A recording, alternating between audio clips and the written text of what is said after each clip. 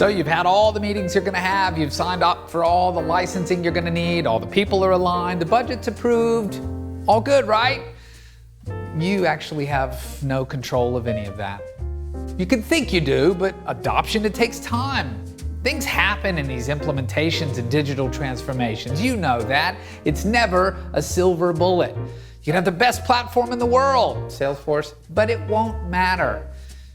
It takes time. What are you going to do while it's taking time? Why not let customers start to serve themselves? Why not give them e-commerce solutions that they can buy online? Over and over again, we've been talking about sales agreements. We've shown that through these videos, webinars, let customers buy themselves, or even if there are no sales agreements, letting them process orders themselves, letting them request quotes online themselves, raise cases themselves, chat with you themselves, essentially extending sales arms and service arms and legs so that you can work on other things and continue to generate revenue. More revenue, I hope.